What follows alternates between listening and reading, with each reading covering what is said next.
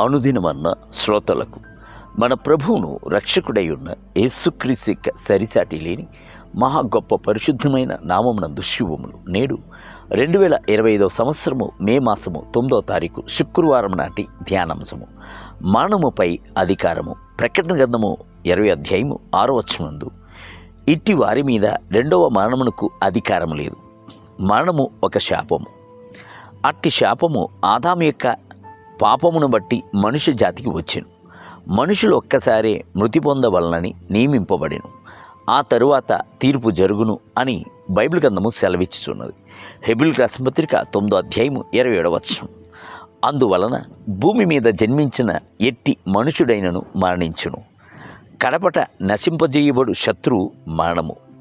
కొరింథీయులకు రాసిన మొదటి పత్రిక 15వ అధ్యాయము 26వ వచనం. దావీదు మరణమును గాఢాంధకారపు లోయగా చూచెను. 23వ కీర్తన 4వ వచనం. మరణమును ఒక శాపము, అది ఒక ఉరి అని చెప్పాను. 18వ కీర్తన 4 మరియు 5 వచనములు. అయితే దేవుని ప్రజలు యేసు మరణమును పాతాళమును జయించును అను సంగతిని గ్రహించి, మరణమా నీ ముల్లెక్కడ, పాతాళమా నీ విజయం ఎక్కడ అని విజయబేరిని బేరించుచున్నారు. కొరింథీయులకు రాసిన మొదటి పత్రిక 15వ అధ్యాయం 55వ వచనం.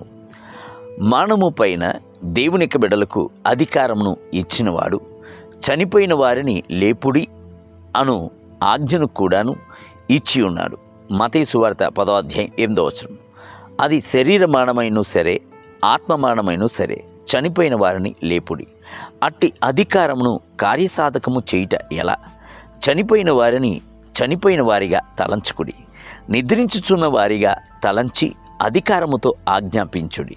విశ్వాసపు వరము బహుశక్తితో మీలో క్రియ చేయవలెను. బైబిల్ గ్రంథమునందు మృతులైన వారిని ప్రభువు ఎలాగూ లేపేను, అట్టి అధికారమును ఎలా ఉపయోగించెను అను సంగతిని అంతయును అర్థవంతముగా చదివి చూడుడి. ఇక రానున్న కాలమునందు సాధారణ విశ్వాసులు కూడాను చనిపోయిన విస్తారమైన ప్రజలను సజీవంగా లేపి ప్రభువే దేవుడు అని రుజువుపరిచే కాలముగా ఉండును. క్రీస్తు లాజరును మరణించిన వాడిగా తలంచలేదు. అతడు మరణించి 4 దినములు అయినప్పటికీ దేనిని గూర్చి మాట్లాడక అతని యొక్క సమాధి వద్దకు వచ్చి నిలబడి, లాజరు బయటికి రమ్ము అని బిగ్గరగా చెప్పి పిలిచెను. అప్పుడు లాజరు బయటికి వచ్చెను. యోహాను సువార్త 11వ అధ్యాయము 43 మరియు 44 వచనం.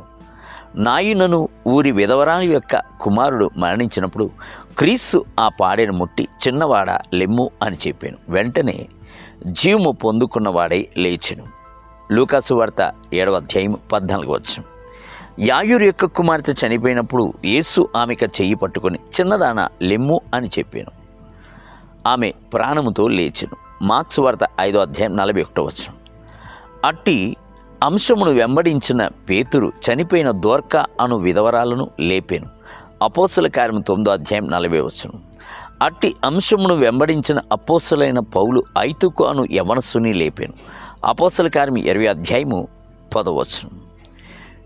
ఇట్టి 20వ శతాబ్దమునందు కూడాను స్మిత్ వికిల్స్వత్ అను భక్తుడు చనిపోయిన 23 మందిని సజీవముగా లేపి ఉన్నాడు అని ఎరుగుదుము. ఆయన ప్రభు ఇచ్చిన అధికారమును శక్తిని పాతిపెట్టలేదు, దేవుని నామ మహిమ కొరకు ఉపయోగించెను. దేవుని బిడ్డలారా, అధికారమును ఉపయోగించుడి, చనిపోయిన వారిని లేపుడి. ప్రభు యొక్క నామము మీ ద్వారా మహిమపరచబడవలెను.